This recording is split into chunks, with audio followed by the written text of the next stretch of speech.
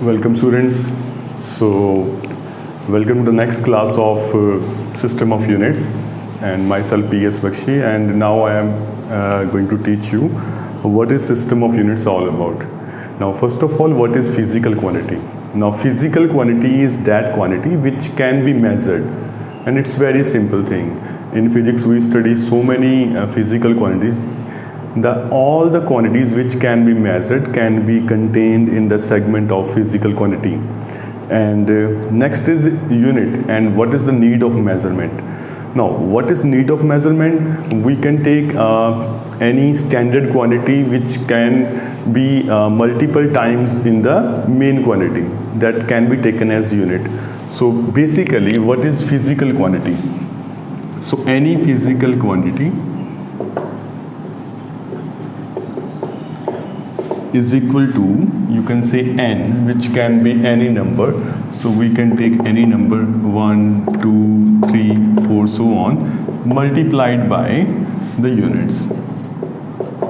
Now what is unit here? A unit is taken as a standard for the measurement, and we can take so many system of units. So the briefing of those system of units are basically, first of all, MKS system, which now is named as SI, Standard International System of Units.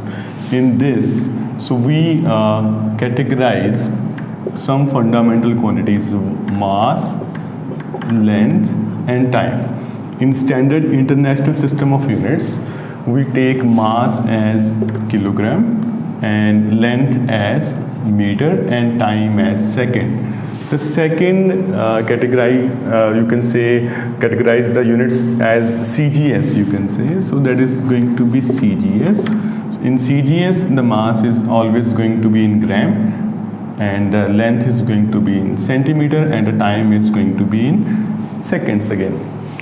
And although we have further some system of units, but they are not you can take as a standard for international.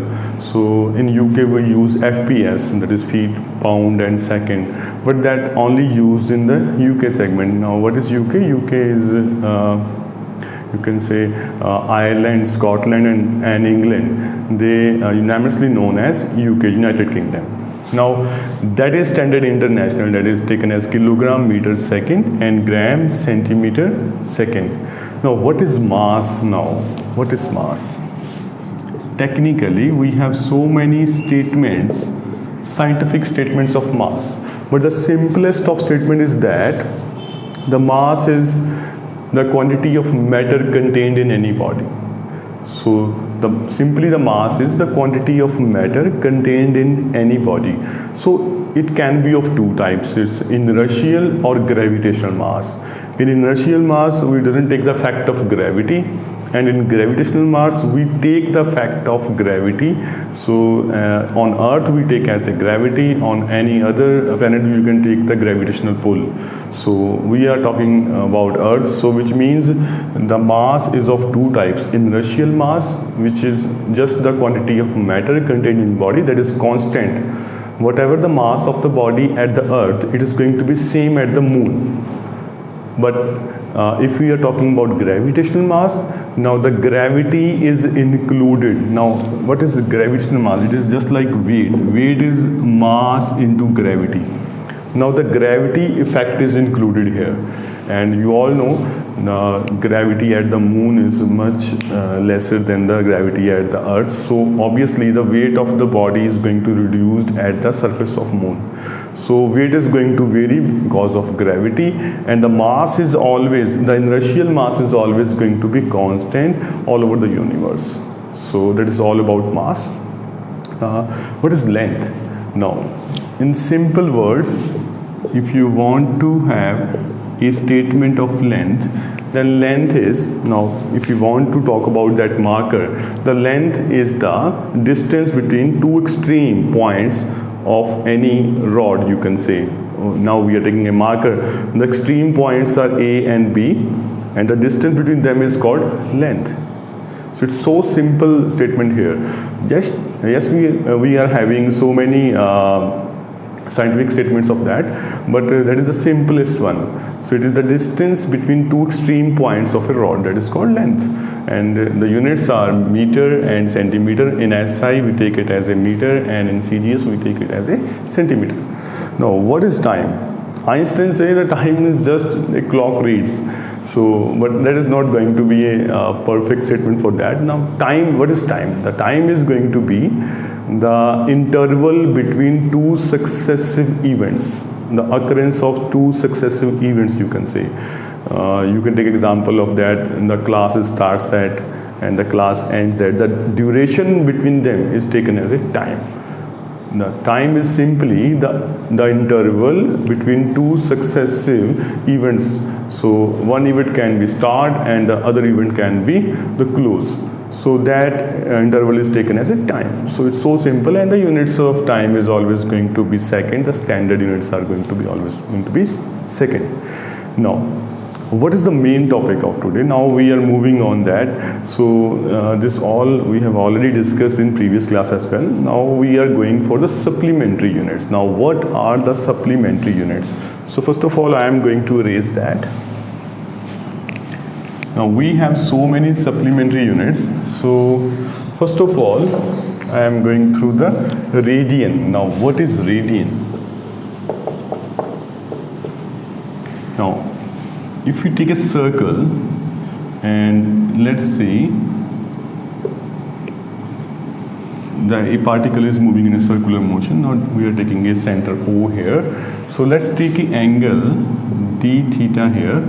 Now what is radian? Now if you want to talk about the specialized statement of 1 radian, in simple words in mathematics, d theta is always going to be, yes, okay, b upon, if you take a radius r here, so that is a standardized formula. D theta is equal to arc AB upon r, the radius.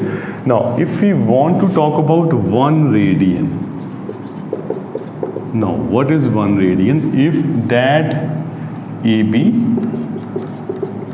length is always equal to r, now that is going to be d theta is going to be equal to 1 radian. Now we can take a simple statement out of that. In any circular motion, if an arc of is equal to the radius of the circle subtends an angle at the center of the circle, then that angle is always going to be 1 radian.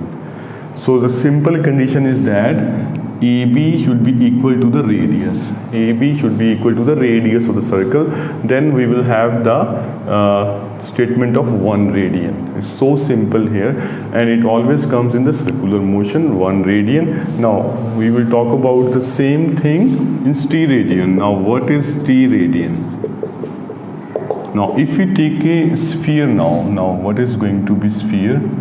So if we take a sphere here, now if that is going to be a particular area, and if that you can say subtends an angle, so let's take a area as ds and the radius is always going to be r here. Now the total surface area is going to be s. In simple words, the steradian is always equal to the angle of steradian is always equal to area ds upon radius square. Now that is going to be the steradian. Now because that is a sphere, a solid sphere. Now what is it is also called solid angle as well. This is also known as solid angle. Steradian is a unit of solid angle. Now we are having a sphere which is stuffed, and that is going to be a particular area ds. But if you want to talk about the 1 steradian, now what is going to be 1 steradian? Now 1 steradian is if ds is equal to r square. So which means that is going to be ds upon r square, that is cancel out. So that angle is always equal to 1 steradian. So the simple condition for 1 steradian is that the angle subtended should be equal to square of the radius. The angle subtended by the area which is equal to the square of radius, then that angle is known as steradian. It's a simple thing. In this, the arc AB should be equal to the radius. In this, that is going to be area here. So this area should be equal to square of the radius. Then that is known as 1 steradian. And it's very simple now. Now we are moving ahead for the further units. Now what are going to be the further units? So we can take how we can calculate a height of a accessible object. Now what is a accessible object? Now, accessible object is that, now that is going to be AB here. So let's say that is height h. Now accessible object is that which is if we are here, we can easily calculate the value of CA or AC, and that is known as accessible object, which is in our reach. We can easily calculate the length at the ground, that is known as accessible object. Now that is accessible object.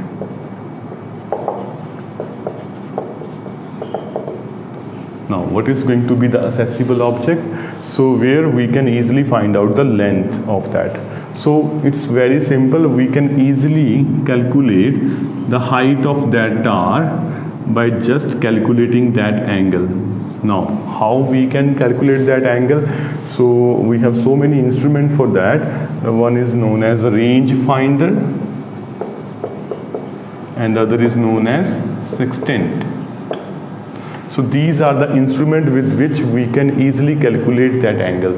So it's very simple now. If you can easily calculate the length of that, and then we can simply by tan theta, we can easily calculate the value. Now what is going to be tan theta in that triangle? The tan theta is perpendicular upon base, so which means AB upon AC, so which means H upon L, and we can easily calculate the value of H, which is L multiplied by tan theta. Now you can easily calculate the value of L here, and by the instruments of rangefinder you can easily calculate the angle theta here, so which means we can easily calculate the height. So that is very simple. That is we all have done in 9th and 10th class. But the next segment is very important. How we can calculate the height of a tower of inaccessible object. Now what is going to be inaccessible object? Now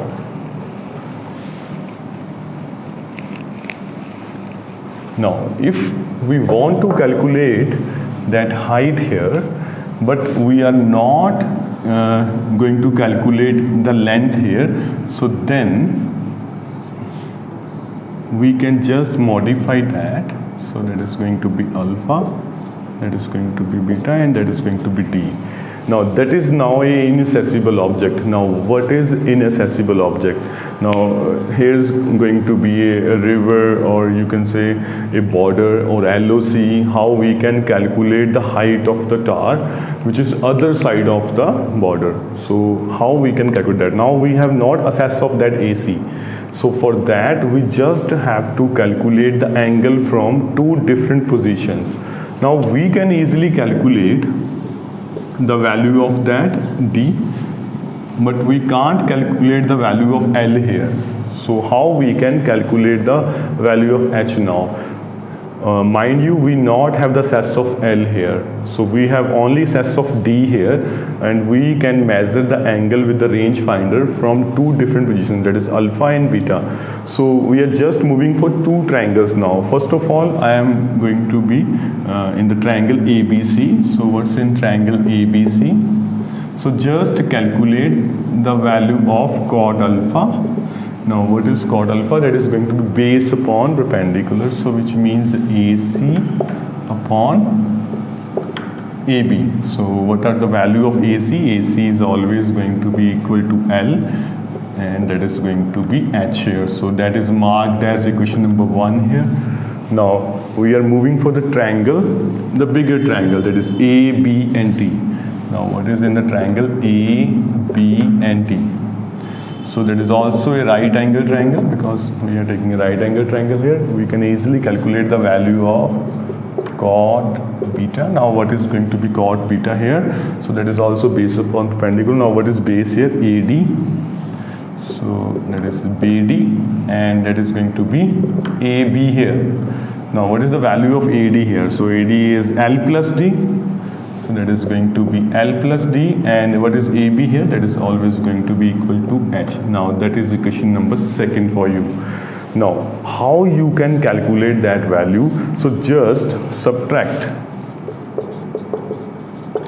equation first from equation second. So which means, so we are just having cot beta minus cot alpha, so which means L plus D upon H minus L upon H. So we are just subtracting equation first from equation second. So which means cot beta minus cot alpha, that is on the left hand side, and what is on the right hand side? That is L plus D upon H and minus L upon H. Now we are just taking LCM here, so this is going to be L, so that is going to be L plus D minus L. Now L is now cancel out. Now what we have here, so that is going to be D upon H. So here is cot beta minus cot alpha is equal to D upon H. From that we can easily calculate the height. So what is going to be the answer here? So H is going to be equal to D upon cot beta minus cot alpha. Now check this formula. In this formula there is no value of length here. So which means we doesn't need to calculate L here. We can calculate the height of the tower by just calculating the angle from two different positions, and that process is done by the security forces to calculate the height of any tower or any building which is on the other side of LOC. So this technique is used by the army as well on the border. So to calculate the height of enemy's tower or whatever mobile towers, whatever the building, we can easily calculate the height of that in the range of our area. So which means we can just calculate the angle from two different positions, and by this technique we can use that formula to calculate the height of that tower. So hope you understand that. Now we are moving for the next one. So what is next? Now some practical units. We are discussing about some practical units here. Now what are the practical units here? So first of all I am just taking astronomical unit.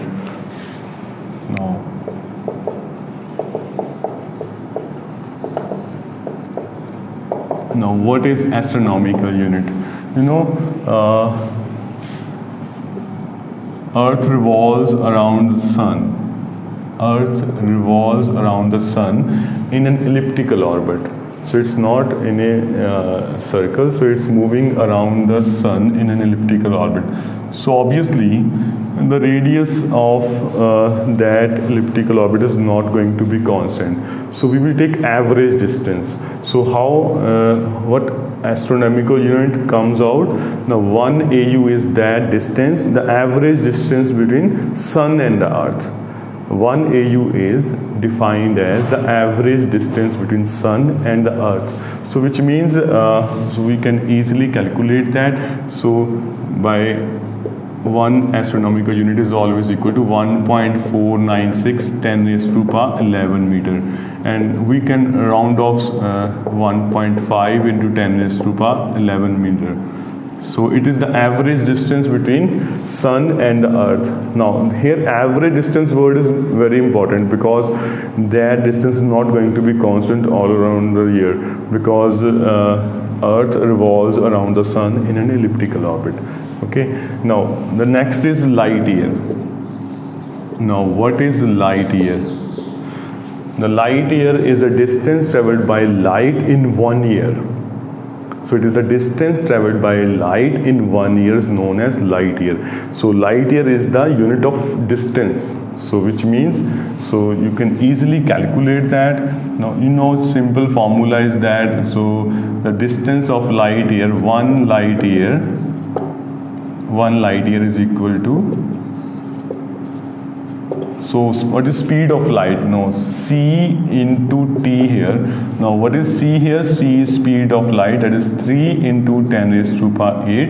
And what is t here? T is 1 year. Now how we can describe 1 year here? So 365 days, so 24 hours, 60 minutes and 60 seconds. So that's how we can calculate that, and its value is approximately equal to 9.46 10 raised to power 15 meters. So 1 light year is equal to 9.46 into 10 raised to power 15 meter. And the statement of light year is very simple. So it is the distance traveled by light in 1 year, that is known as 1 light year. And what is AU? That is the average distance between sun and the earth is known as 1 AU. Now these are the constant values here. And the one more is here is parsec. Now what is parsec here? So we can also calculate parsec here. Now what is 1 parsec? Parsec is also known as parallactic angle. And if we are, you can just say, having an arc of 1 AU. Now what is 1 AU? 1.5 10 raised to power 11 meter, and subtends an angle, you can say 1 second. Now minutes and seconds are also going to be angle. We are going to discuss in next step as well how we can convert degrees into minutes and seconds. Now that distance is known as 1 parsec. How you can calculate that? So it's going to be very simple formula. You all know theta is always going to be upon radius. By this formula we can easily calculate here. So 1 second is always equal to, yes, 1 AU upon that distance, you can say 1 parsec. So 1 parsec is always equal to 1 AU upon 1 second, and that value is nearly equal to 3.1 into 10 raised to power 16 meter. So what is the largest unit here? The parsec is going to be the largest unit, and then light year, and then AU. And you can also calculate the relation between them just by dividing light year by AU and parsec by light year. You can have the relation between them. So then you can easily convert the one system of units into another. So that is going to be the basic practical units of long distances, you can say. So AU, average distance between sun and earth; light year, average distance traveled by light in 1 year. And what is going to be parsec here? If the arc of 1 AU subtends an angle 1 second, then that distance is known as 1 parsec. So by the simple technique of formula, theta is arc upon radius. Now here angle is 1 second, 1 AU upon 1 parsec. So 1 parsec is 1 AU upon 1 second. Now what is the value of 1 second? We can also going to discuss that today, how we can convert degree and seconds. Then you can easily put up the value of 1 second as well. So I am just going for a relation between degrees and the minutes and second in terms of angles. So it is very simple. In any kind of numerical you can easily convert that. Now what is going to be in physics, the pi is also taken as 180 degrees, so which means 360 degree is equal to 2 pi. So obviously 1 degree is equal to 2 pi upon 360. Now here is important, 1 degree is equal to 1 minute, and that symbol is 1 dash here. So which means, so 1 degree is equal to 1 minute. So we can easily calculate that. So 1 degree is equal to 60 minutes. So 60 minutes. So we can convert that. So that is going to be 60 minutes. 60 minutes is 2 pi upon 360. Now 1 minute is equal to 2 pi upon 360 into 60. Now what is 1 minute? 1 minute is equal to 60 seconds. You all know that. So 1 minute is equal to 60 seconds. Now second is represented by double dash. So we can here 60 minutes. Now 1 minute is converted into 60 seconds. So that is 2 pi upon 360 into 60. So 1 second is equal to 2 pi upon 360 into 60 into 60. Now that is the value of 1 second here. So you, in any kind of relation, you can easily convert the degree into pi, the degree, or you can say minutes, and here we can convert 1 second into the degrees. So how you can convert those? By just putting those values in the relation of parsec. You can put up that value of 1 second, then you can easily have the answer of that 3.1 in 10 raised to power 16. Now you can also calculate the relation between them by just having thus divided light year by AU and divide parsec by the light year. Then you have the particular relations as well, which is simply equal to 1 parsec is equal to 3.28. You can, by dividing that, you can have that. So 1 parsec is equal to 3.28 light year. Now how we can calculate that? So just 1 parsec value divided by 1 light year, then you have the relation of that. And also you can calculate the value of AU and light year as well. So by just dividing those values, then you will have the relation of that. So that is all about units here. In the next class we will discuss about some more types: parallactic angles, laser method, reflection method, and all those things. So till then, thank you so much, and stay blessed and stay healthy. Thank you so much.